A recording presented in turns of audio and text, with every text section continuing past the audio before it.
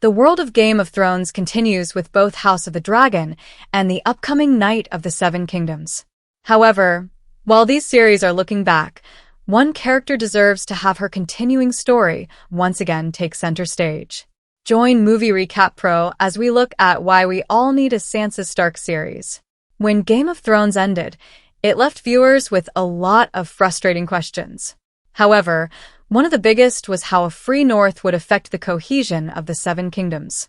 With Sansa taking the throne, she was making herself a target for any usurper with an axe to grind. It also left the other six kingdoms possibly feeling like they could claim their own independence. Over the course of the series, both the Iron Islands and even the Riverlands fought for their own freedom. By having Sansa serve as a new symbol of possible independence, she could unintentionally start a new war against her own brother, Bran the Broken. A new series that follows the brewing of a new war could show that peace remains the most elusive element in Westeros. With Sansa serving as queen while unmarried, it means that she has no direct successor. As the history of Westeros proves, this is a recipe for disaster. This is especially true as Sansa's queenship is not under the same oligarchic rule that has now been established for the Iron Throne. This means that the Starks' own vassal lords could rise up against their own house, leading to a civil war in the north. This was even possibly foreshadowed with the War of the Five Kings, when the Karstarks turned against Robb Stark after he executed their patriarch. They could still be holding a grudge and could easily challenge Sansa.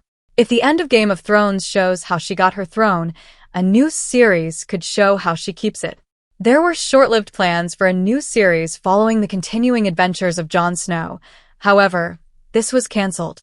According to Kit Harington himself, we spent a couple of years back and forth developing it, but nothing got us excited enough. In the end, I kind of backed out.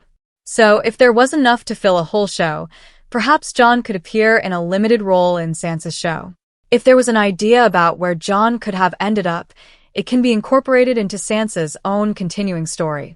She already had a deep connection and love for her brother, so she would be likely to reach out to him and his new life beyond the wall.